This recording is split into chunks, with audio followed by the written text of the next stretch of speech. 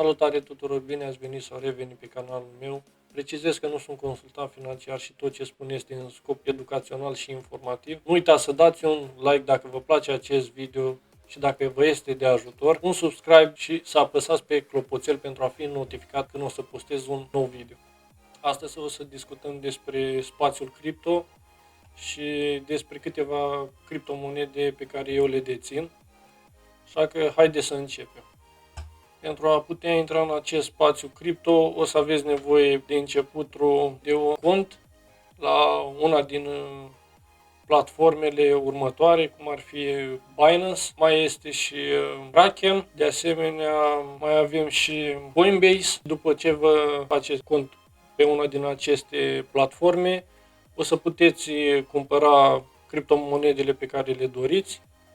Iar mai departe, pentru a fi protejați, să nu aveți probleme cu aceste criptomonede și cu aceste platforme, ar fi bine să dețineți și un portofel digital, cum ar fi Trust Wallet, mai avem Uniswap, MetaMask, Engine, de asemenea și cei de la Coinbase au și propriul portofel digital dacă doriți să-l descărcați.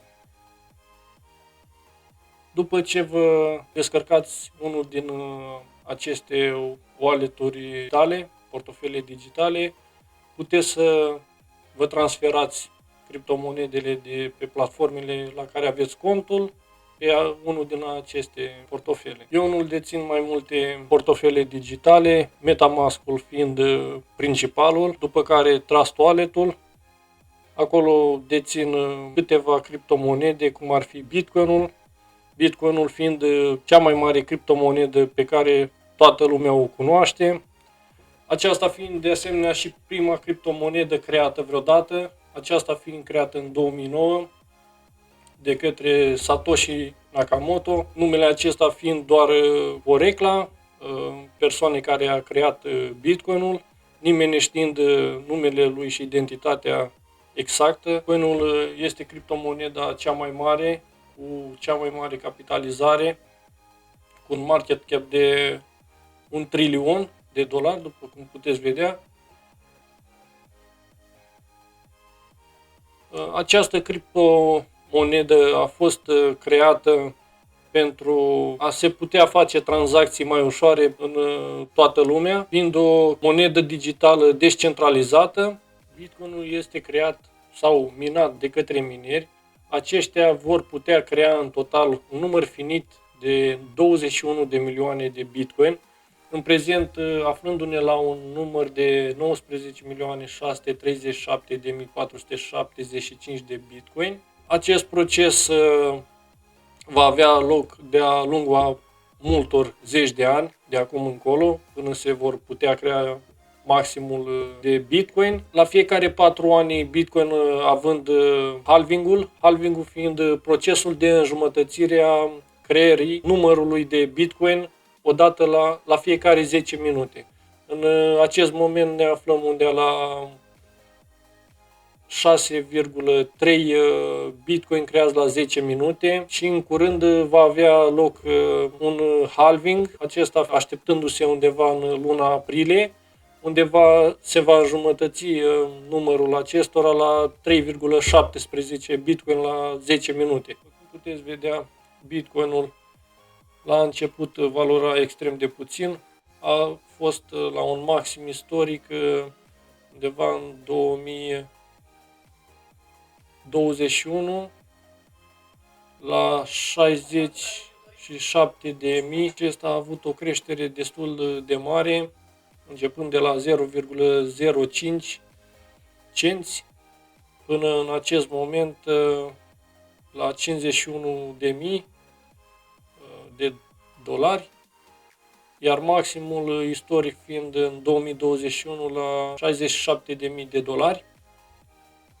Dar după ce va avea loc halving-ul, cred că va crește peste 67.000, maximul istoric 2021. Spațiul cripto este considerat cel mai speculativ loc pentru a vă investi banii, așa că dacă doriți să începeți să faceți tranzacții, să investiți în spațiul acesta, vă sugerez să vă gândiți foarte bine și să vă asumați riscul de a pierde. De asemenea, eu investesc în criptomonede de Layer 1, precum este Bitcoin-ul, dar și în Layer 2, pentru că au o importanță în acest sistem.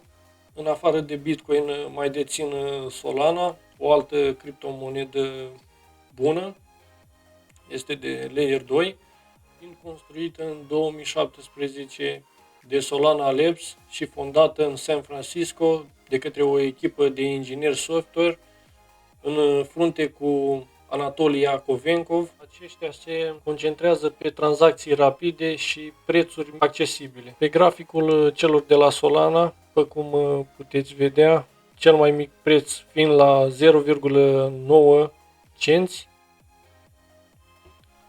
Mai puțin să schimbăm în euro.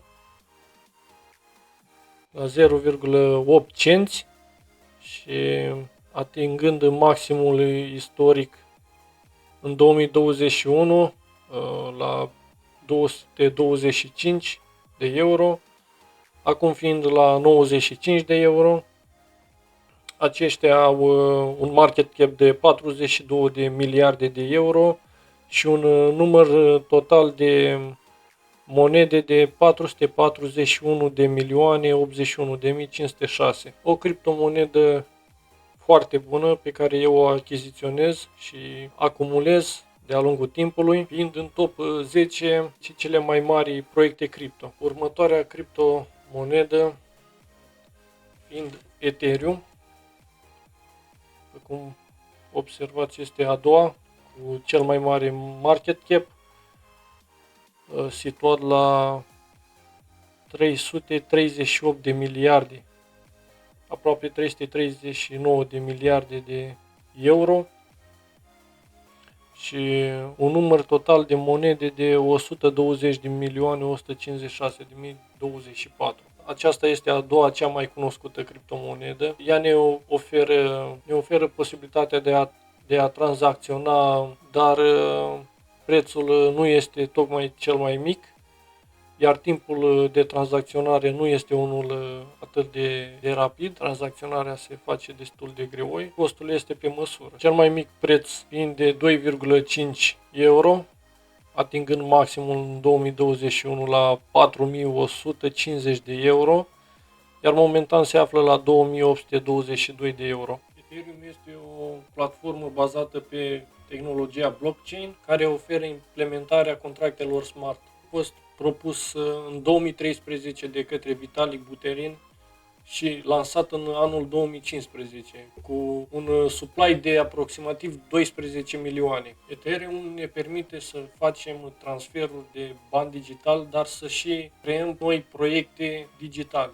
Următoarea criptomonedă fiind Chainlink, cu un market cap de 10 miliarde și un număr total de monede de 1 miliard, fiind și maximul de monede. Deci nu or să mai fie puse pe piață alte monede în afară de acestea. Chainlink este o rețea descentralizată de oracole. Aceste oracole permit contractelor inteligente de pe Chainlink să primească date corecte din surse exterioare. Mai dețin și alte criptomonede precum Mana, Send, Cardano, XRP-ul. Unele din acestea sunt criptomonede destul de bune, dar cele ca Mana și Send nu sunt tocmai cele mai bune, dar pentru mine, chiar dacă reprezintă un risc, este un risc asumat, dețin o mică parte din suma pe care o am investită în criptomonede. Noi o să acumulăm criptomonedele care sunt de importanță mai mare pentru acest spațiu.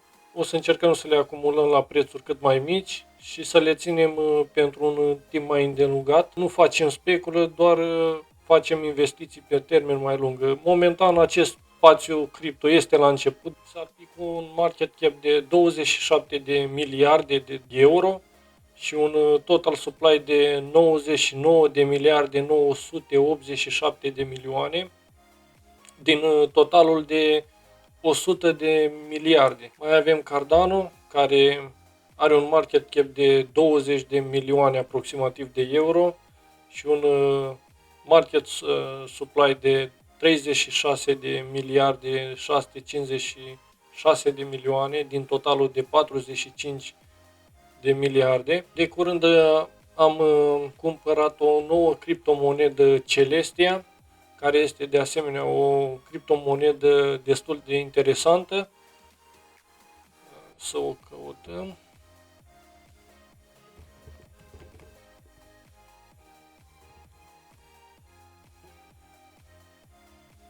Aflându-se pe locul 38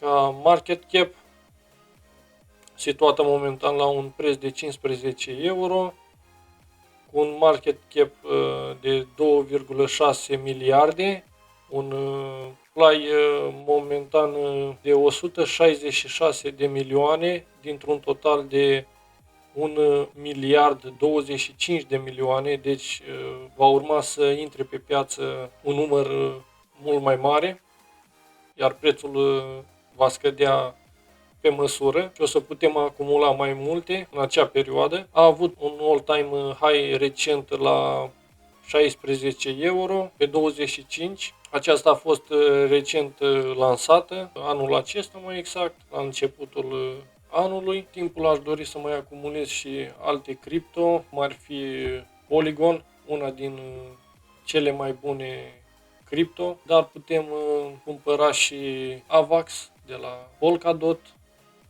Uniswap, Cosmos,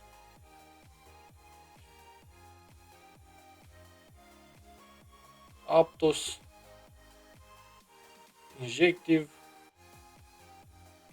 Hedera și multe altele, care sunt criptomonede destul de bune în acest spațiu, dar cel mai bun rămânând Bitcoin-ul pe primul loc, imediat Ethereum, Solana, Binance, BNB, XRP-ul, Cardano, Avalanche, Chainlink și Polygon. Acestea ar fi cele mai bune criptomonede de acumulat pentru orice persoană la început, pentru că sunt cele mai stabile în acest spațiu. Nu uitați să dați un like, subscribe și să apăsați pe clopoțel pentru a fi notificați.